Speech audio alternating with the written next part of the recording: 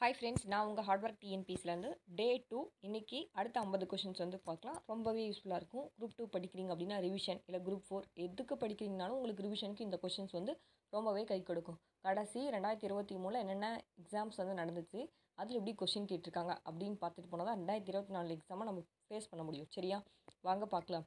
Kannan dash நிலையில் பானைகளை dash அப்படின்னு கேட்குறாங்க.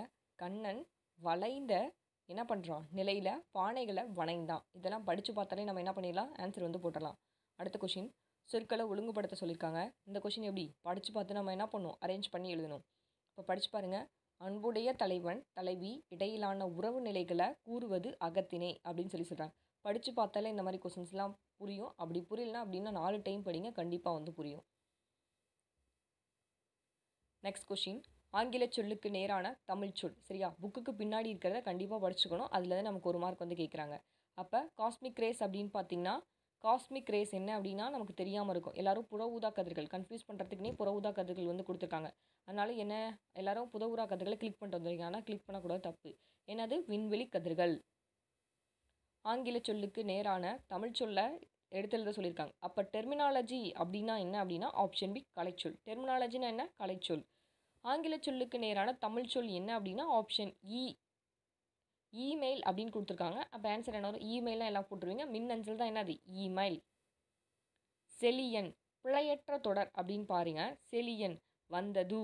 சரியா, அடுத்து வந்தான், வருகின்றது, வருவாள் அப்படின்னு சொல்லியிருக்காங்க. பிழையற்ற தொடர் என்ன, இதில் வந்தான். செலியன் வந்தான், வந்ததுன்னு வருமா? நீங்களே படித்து பாருங்கள். இதையும் பக்கத்தில் போட்டு பாருங்கள். செலியன் வந்ததுன்னு வருமா? வராது. செலியன் வருகின்றதுன்னு வருமா? வராது. செலியன் வருவாள் அப்படின்னு வருமா? வருவாள்ன்றது பெண்ணை குறிக்குது, அப்போ இதுவும் வராது. ஓகேவா? அப்போ செலியன் வந்தான். ஆமாம், செலியன்றது ஒரு பையன் என்ன பண்ணுறான், வரான். வந்தான்னு சொல்லி ஒரு ஆணையை வந்து குறிக்குதான். இப்படி தான் நீங்கள் படித்து பார்த்து ஆன்சர் வந்து போடணும். சரியா, வாக்கிய பிழையை நீக்குக. சென்னை என்ற நகரம் சென்னை என்னும் நகரம். ஓகேவா, சென்னை என்ற நகரம்னா வரும். சரியா, எப்படி வரும் அப்படின்னா சென்னை என்னும் நகரம் அப்படின்னு வரும். தொல்காப்பியம் கடற்பயணத்தை டேஷ் வழக்கம் அப்படின்னு சொல்கிறாங்க அப்படின்னு பார்த்தீங்கன்னா school book question, repeated question. கடற்பயணத்தை என்ன சொல்கிறாங்க, முன்னீர் வழக்கம் அப்படின்னு சொல்லுவாங்க. பொருத்தமான பொருளை தேர்வு செய்ய சொல்லியிருக்காங்க. அறப்போடுதல். ஓகேவா, அறப்போடுதல் தொடர்கூறும் பொருளை தெளிக்க அப்படின்னா தாமதித்தல். சாரிப்பா, கொஷின் தப்பாக படிச்சிட்டேன். ஆறப்போடுதல் அப்படின்னா என்ன அப்படின்னா தாமதித்தல். ஆறப்போடுதல் அப்படின்னு சொன்னால் என்னது, தாமதித்தல்.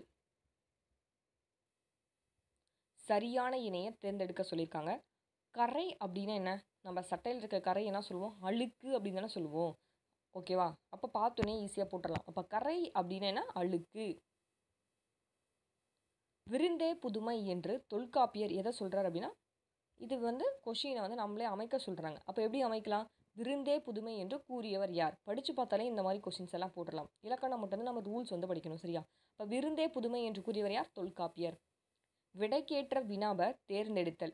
மாணவர்கள் ஆசிரியரிடம் இந்த கவிதையின் பொருள் யாது என்று மாணவர்கள் கேட்கும் வினா அப்படின்னா அரியா வினா. எப்படி இது அரியா வினா அப்படின்னு சொல்கிறாங்க? அரியா வினானா என்ன, நீங்கள் இலக்கணம் வினா விடைகள் படிச்சிருந்தீங்க அப்படின்னா இந்த கொஷின்ஸ் வந்து ஈஸியாக போட்டலாம். என்னது, தான் அறியாத ஒரு பொருளை அறிந்து கொள்வதற்காக பிறரிடம் வந்து கேட்குறதா என்ன அப்படின்னு பார்த்தீங்கன்னா அரியா வினா. ஓகேவா, அதுதான் இங்கே வந்து கேட்டிருக்காங்க.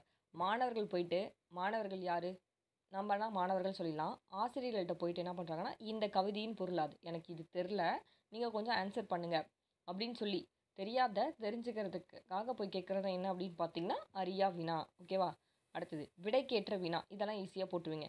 இளங்கோவடிகள் சிலப்பதிகாரத்தை இயற்றினார். ஆன்சர் வந்து ஆப்ஷன் பி. சிலப்பதிகாரத்தை இயற்றியவர் யார் அப்படின்னு சொல்லி நம்ம கொஷின் கேட்கலாமா? விடைக்கேற்ற வினாவை தேர்ந்தெடுக்க சொல்லியிருக்காங்க. ஸ்டீஃபன் ஹாக்கிங் தற்காலத்தின் ஐன்ஸ்டீன் என்று புகழப்படுகிறார். சரியா, ஸ்டீஃபன் ஹாக்கிங் தற்காலத்தின் ஐன்ஸ்டீனாக புகழப்படுகிறார். 10th வந்து படிப்பீங்க. ஸ்டீஃபன் ஹாக்கிங் பற்றி உரைநடையில் கொடுத்துருப்பாங்க. தற்காலத்தின் ஐன்ஸ்டீன் என்று புகழப்படுவர் யார் சொல்லி நம்ம கொஷின் வந்து அமைக்கலாமா? பொருந்தா சொல்ல வந்து கண்டுபிடிக்க சொல்லியிருக்காங்க. பொருந்தா சொல் ஈஸியாக நம்ம படித்து பார்த்தே சொல்லிடலாம். பொக்கிசம்னா செல்வம். சாஸ்தி அப்படின்னு பார்த்தீங்கன்னா ஓகேவா, விஸ்தாரம் அப்படின்னு பார்த்தீங்கன்னா பெரும்பரப்பு, சிங்காரம் அப்படின்னு பார்த்தீங்கன்னா கமுக்கு அப்படின்னு சொல்லுவாங்க. ஓகேவா, அப்போ நமக்கு பொருந்தாது என்ன அப்படின்னு பார்த்தீங்கன்னா ஆப்ஷன் டி, சிங்காரம். ஓமையால் விளக்கப்பெறும் பொருத்தமான பொருளை தேர்ந்தெடுத்து எழுத சொல்லியிருக்காங்க. பசுமரத்தாணி போல அப்படின்னா இது பழைய புக்கில் பார்த்தீங்கன்னா கொஞ்சம் கொடுத்துருப்பாங்க. அதை வந்து நீங்கள் மெமரைஸ் பண்ணி வச்சுக்கோங்க. புது புக்கில் 8th வந்து இருக்கும். 11th அப்புறம் கொஞ்சம் கொடுத்துருப்பாங்க. இதெல்லாம் நீங்கள் மெமரைஸ் பண்ணி வச்சிட்டிங்கன்னா ஈஸியாக நம்ம என்ன பண்ணிடலாம், 1 மார்க் கேட்டாங்கன்னா அடிச்சிடலாம். அப்போ பசுமரத்தாணி போல் ஒரு சிலதுக்குலாம் நமக்கு வந்து புரியும், ஒரு சிலதெல்லாம் கஷ்டமாக கொடுப்பாங்க, நமக்கு புரியாது. அதுக்காக புக்கில் இருக்கிறத மட்டும் மெமரைஸ் பண்ணலாம், அதிகமாக மெமரைஸ் பண்ண தேவையில்ல. சரியா? அப்போ ஆப்ஷன் பி எளிதில் மனதில் பதிதது. இன்றைக்கி நம்ம ஒன்று தெரிஞ்சுக்கிட்டோம் இந்த வீடியோ பார்க்கும்போது. அறிவினா அறியா வினானா என்னன்னு பார்த்தோம்.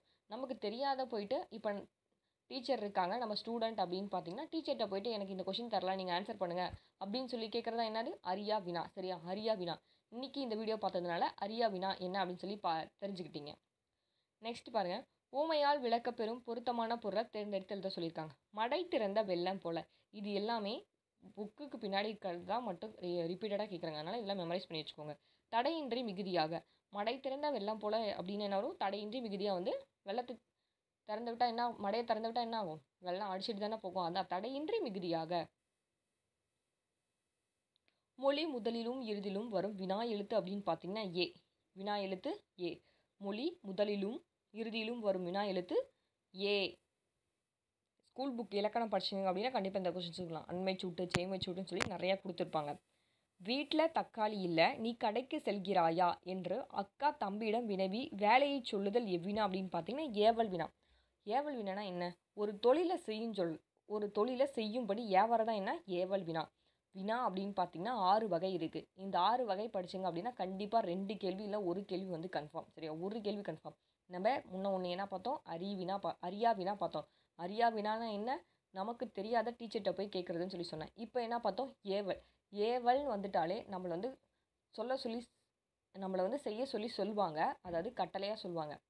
ஓகேவா? ஒரு தொழிலில் செய்யும்படி சொல்கிறது, அதுதான் என்ன அப்படின்னா ஏவல் வினா. 2 விஷயம் எனக்கு தெரிஞ்சுக்கிட்டோம். சரியா? வீட்டில் தக்காளியில் நீ கடைக்கு வாங்கிட்டு வரியா அப்படின்னா என்ன? அது உன்னை வந்து ஏவறாங்க, ஒரு தொழிலை செய்ய சொல்லி சொல்கிறாங்க. சரியா? அப்போ என்ன வரும்? ஆப்ஷன் ஏ ஏவல் வினா. அடுத்தது குழல் வினா பாருங்கள். குழல் வினாவும் பார்த்துடலாம். பருப்பு உள்ளதா என வணிகரிடம் வினவும் வினா. என்ன வினா? குழல் வினா. குழல் வினானா என்ன? தான் ஒரு பொருளை வாங்கி கொள்ளும் பொருட்டு கடைக்காரிடம் வினவும் வினா. அதாவது என்கிட்ட பருப்பு இல்லை, நான் போய் கடைக்காரர்கிட்ட என்ன கேட்குறேன் அப்படின்னா பருப்பு இருக்கா அப்படின்னு சொல்லி கேட்குறேன். அதுதான் வந்து என்ன அப்படின்னு பார்த்தீங்கன்னா குழல் வினா அப்படின்னு சொல்லி சொல்கிறாங்க. சரியா? நல்ல டிஃப்ரென்ஸ் பார்த்து படித்து வச்சுக்கணும். பருப்பு உள்ளதா என வணிகரிடம் வினவும் வினா. என்கிட்ட பருப்பு இல்லை, நான் கடைக்கு போகிறேன், கடைக்கு போயிட்டு என்ன பண்ணுறேன்? பருப்பு இருக்கான்னு சொல்லிட்டு யார்கிட்ட கேட்குறேன்? அங்கே இருக்க கடைக்காரர்கிட்ட கேட்குறேன், அதாவது வணிகர்கிட்ட கேட்குறேன். அதுக்கு பேர் தான் என்ன அப்படின்னா குழல் வினா. குழல் வினா. ஓகேவா? இப்போ 3 வினா பார்த்துருப்பீங்க. சரியா? அறிவினா பார்த்தோம். அறிவினானா என்ன? எனக்கு தெரியாது, எனக்கு ஒன்று தெரியாது. ஸ்டூடெண்ட் வந்து எனக்கு தெரியாது மேம், நீங்கள் சொல்லித்தாங்கன்னு சொல்லி டீச்சர்கிட்ட வந்து கேட்குறாங்க. ஸ்டூடெண்ட் டீச்சர்கிட்ட வந்து எனக்கு தெரியாதுன்னு சொல்லி கேட்குறாங்க அப்படின்னு சொன்னா அறிவினா. அறியா வினா வந்து சொன்னா சரியா? அடுத்தது என்ன சொன்னால் ஏவல் வினா. ஏவல் வினானா என்ன சொன்னால் ஒரு தொழில். ஓகேவா? ஒரு ஒர்க்கை வந்து செய்ய சொல்லி சொல்கிறாங்க. தக்காளியில் போய் வாங்கிட்டு வா அப்படின்றாங்க, அது ஏவுறாங்க. அப்போ அது என்னது? ஏவல் வினா. இப்போ என்ன பார்த்தோம்? குழல் வினா வந்து பார்த்தோம். குழல் வினானா என்ன? குழல் வினானா என்ன? என்கிட்ட ஒரு பொருள் இல்லை, நான் கடைக்கு போயிட்டு இது இருக்கா அப்படின்னு சொல்லி கேட்குறேன். ஓகேவா? என்கிட்ட ஒரு திங்ஸ் இல்லை, அது நான் கடைக்கு போய் இருக்கா அப்படின்னு கேட்குறேன். அது பேர் என்ன? அப்போ குழல் வினா. 3 விஷயம் தெரிஞ்சுக்கிட்டோமா? அடுத்தது பொருத்தமான காலம் அமைத்தல். இறந்த காலம், நிகழ்காலம், எதிர்காலம். சரியா?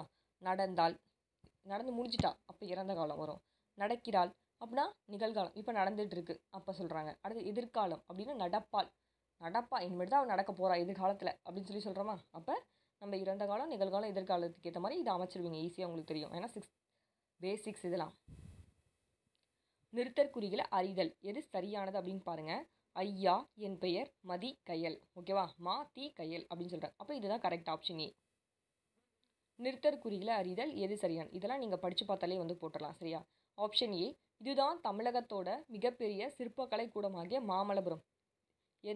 இதுதான் தமிழகத்தின் மிகப்பெரிய சிற்பக்கலை கூடமாகிய மாமல்லபுரம் அப்படின்னு சொல்லி சொல்கிறாங்க. சரியா? பொருத்தமான காலம் அமைத்தல்.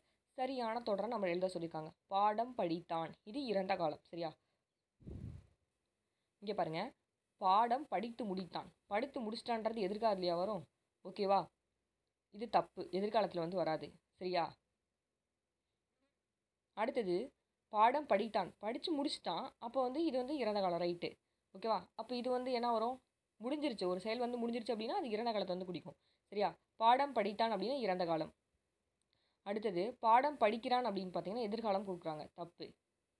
அடுத்தது பாடம் படிப்பான்றது இறந்த காலம் சொல்கிறாங்க, அப்போ இதுவும் தப்பு. ஆன்சர் என்ன அப்படின்னா ஆப்ஷன் பி. சரியான சொல்ல அறிய சொல்லியிருக்காங்க. அப்போ புழை அப்படின்னா என்ன, துளை அப்படின்றாங்க. சிலம்பு செல்வர். சிலம்பு செல்வர்னா யார்? மாப்போசி. 9th மாப்போசி பற்றி படிப்பீங்க தமிழில். இப்போ சிலம்பு செல்வர்னாலே உங்களுக்கு ஈஸியாக ஞாபகம் வரும், மாப்போ சிவஞானம். ஏற்புரிதா குப்பா ராஜகோபாலன். பூத்தொடுதல் யார்? உமா மகேஸ்வரி.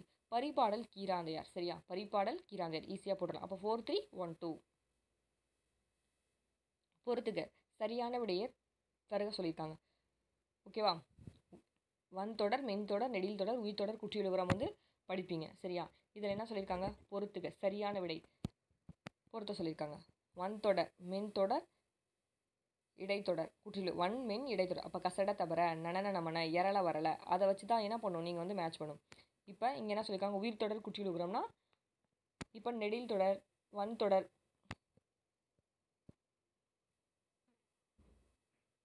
இது கண்டுபிடிக்கணும் அப்படின்னா நமக்கு ரூல்ஸ் தெரிஞ்சால் தான் என்ன பண்ண முடியும், இது கண்டுபிடிக்க முடியும்.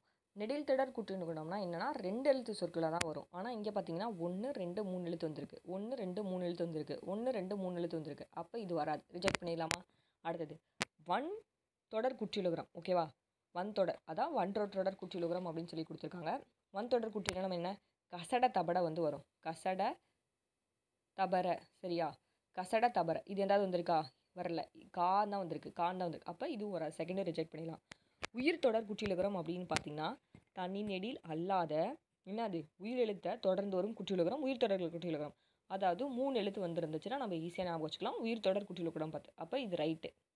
மென்தொடர் குற்றியலுகரம் அப்படின்னு பார்த்தீங்கன்னா மென்தொடர். மென்தொடர் குற்றியலுகரம் என்ன?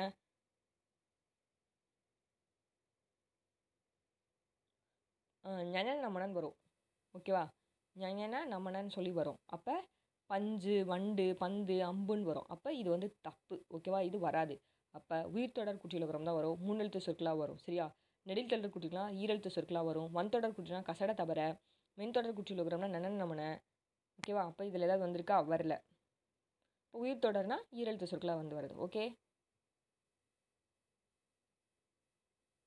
பிழை திருத்தல். கீழ்காணும் தொடர்களில் ஒரு. சரியா, சரியான அமைந்த தொடர் எது அப்படின்னு சொல்கிறாங்க. ஸ்கூல் புக்கில் இருக்க கேட்ட கொஷின்ஸ் தான். ஓர் இரவும் ஒரு பகலும் சேர்ந்தால் என்ன சொல்கிறாங்க? ஓர் இரவு ஓர் பகல். இது எப்படி தெரியுமா வரும்? இது நான் சொல்கிறேன், நல்லா பார்த்துக்கோங்க. இதுக்கு ரூல்ஸ் என்ன அப்படின்னு பார்த்தீங்கன்னா ஒரு ரூல்ஸ் என்னன்னு சொல்கிறேன், படிச்சுக்கோங்க. இன்றைக்கி நம்ம இதுலேருந்து 1 மார்க் இது என்னன்னே தெரியாமல் போட்டுட்ருப்பீங்க. கண்டிப்பாக இதுக்கு ரூல்ஸ் இருக்குது. ஓர் அப்படின்னு பார்த்தீங்கன்னா ஓருக்கு முன்னாடி ஒரு உயிரெழுத்தில் ஸ்டார்ட் ஆச்சு அப்படின்னா அது ஓருன்னு போடணும். அந்த இடத்துல இந்த இடத்துல என்ன இருக்குது? ஈன்னு சொல்லி உயிரெழுத்தில் ஸ்டார்ட் ஆயிருக்கா? அப்போ அதுக்கு முன்னாடி என்ன பண்ணணும்? ஓருன்னு சொல்லி போடணும். சரியா, அதுவே ஒரு எங்கே போடணும் அப்படின்னு பார்த்தீங்கன்னா, சரியா, உயிர்மெய் எழுத்தில் ஸ்டார்ட் ஆச்சு அப்படின்னு பார்த்தீங்கன்னா அந்த இடத்துல நம்ம என்ன பண்ணணும்? ஓன்னு சொல்லி போடணும். உயிர்மெய் எழுத்தா? பான்றது என்னது? உயிர்மெய் எழுத்து. அப்போ உயிரெழுத்தில் ஸ்டார்ட் ஆச்சு அப்படின்னா ஓர் போடணும். உயிரெழுத்தில் ஸ்டார்ட் ஆச்சு அப்படின்னா ஓர் போடணும். உயிர்மெய் எழுத்தில் ஸ்டார்ட் ஆச்சு அப்படின்னா அந்த பிளேஸில் நம்ம என்ன பண்ணணும்? ஒரு வந்து போடணும். சரியா, அப்போ இது கரெக்டான ஆன்சர் என்ன பாருங்கள். இங்கே வருமா? தப்பு. நான் என்ன சொன்னேன்? ஓருன்னு வரணும் அப்படின்னா அதுக்கு முன்னாடி உயிரெழுத்து வரணும். இங்கே உயிரெழுத்து இருக்குது. அப்போ இதுதான் கரெக்டு. அதுக்கப்புறம் உயிர்மெய் எழுத்து இருந்துச்சு அப்படின்னா அதுக்கு முன்னாடி என்ன வரும்? ஒரு வந்து வரும். புரியுதாப்பா? புரியும்னு நினைக்கிறேன். இன்னொரு டைம் இந்த ரூல்ஸை மட்டும் எழுதி வச்சுக்கோங்க பக்கத்தில். ஓகேவா, நோட் போட்டு எழுதி வச்சுக்கோங்க. ஒரு உயிரெழுத்து வந்துச்சு அப்படின்னா அங்கே என்ன பண்ணணும்? ஓர் போடணும். உயிர்மெய் எழுத்து வந்துச்சு அப்படின்னா அந்த இடத்துல ஒரு வந்து போடணும். இந்த இடத்துல என்ன இருக்குது? உயிரெழுத்து இருக்குது, அதனால இங்கே என்ன பண்ணுறோம்? ஓர் போடுறோம். இந்த இடத்துல என்ன இருக்குது? உயிர்மெய் எழுத்து இருக்குது, அந்த இடத்துல என்னால் என்ன பண்ணுறோம்? ஒரு போடுறோம். புரியலனா கமெண்ட் பாக்ஸில் கமெண்ட் பண்ணுங்கள், தனியாகவே ஒரு வீடியோவை வந்து போடுறேன். பிழையான தொடரை கண்டுபிடிக்க சொல்லியிருக்காங்க. வீட்டின் எதிரே ஒரு உரல் இருந்தது. வீட்டின் எதிரே ஒரு உரல் இருந்தது அப்படின்றாங்க. சரியா, அடுத்தது இந்த பெரியவரின் அடிநிழலில் இருந்து தான் தமிழ் கற்க வேண்டும் என்னும் ஆவல் உண்டாகிறது அப்படின்னு சொல்லி யார் சொல்கிறாங்க? காந்தியடிகள் குறிப்பிடும் பெரியவர் யார் அப்படின்னு பார்த்தீங்கன்னா உவேசா. 6th காந்தியடிகள் பற்றி ஒரு லெசன் வந்து துணை பாடத்தில் கொடுத்துருப்பாங்க.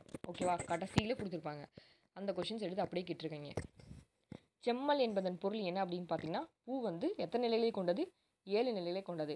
அதில் ஒன்று தான் என்ன அப்படின்னு பார்த்தீங்கன்னா செம்மல். பூ தோன்றுவது முதல் உதிர்வது வரை எத்தனை நிலைகளை கொண்டிருக்கு? 7 நிலைகளை கொண்டிருக்கு. அதில் ஒன்று தான் என்ன? செம்மல். செம்மல்னா எதை குறிக்குது? பூ வாடின நிலையை வந்து குறிக்குது. குகை ஓவியங்கள் வண்ணம் தீட்ட பயன்பட்ட பொருள்களில் ஒன்று அப்படின்னு பார்த்தீங்கன்னா மண் துகள்.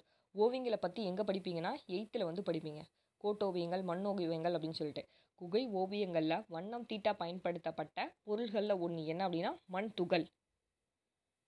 ஓகேவா? தொழிற்பெயர்னாலே உங்களுக்கு என்ன ஞாபகம் வரணும் அப்படின்னா தள்ள முடிஞ்சால் அது தொழிற்பெயர். சரியா?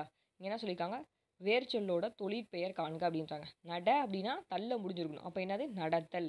இது நடந்து ஊவில் வந்திருக்கு, அப்போ வினையச்சம். நடந்ததூன்னு வந்திருக்கு, இதுவும் வினையச்சம். இது நடந்த, இது வந்து பெயரச்சம். அப்போ தள்ள முடிஞ்சால் அது என்னது தொழிற்பெயர். அப்போ இங்கே என்ன கேட்குறாங்க, தொழிற்பெயரை காண்கன்னு கேட்குறாங்க. அப்போ நடன்றது என்ன வரும், நடத்தல்ன்ற வரும். சரியா? வேர் சொல்லோட வினை முற்று. ஒரு சொல் வந்து முற்று பெற்று முடிஞ்சிருந்துச்சுன்னா அதை தான் என்ன சொல்லுவாங்க, வினை முற்று அப்படின்வாங்க. ஓகேவா? நடந்தது இது வந்து வினை எச்சம் வந்து வரும். சரியா? ஊ வந்துச்சுன்னா அது வினை எச்சம். நடத்தல் இது வந்து தல் வந்திருக்கு, அப்போ இது என்னது தொழிற்பெயர். சரியா? நடந்த வந்திருக்கு, இது வந்து பெயரெச்சம். சரியா? இப்படி தான் நம்ம ரிஜெக்ட் பண்ணணும். வந்தால் பெயரெச்சம், ஊ வந்தால் வினையெச்சம், நடத்தல் தல் வந்தால் தொழிற்பெயர். சரியா?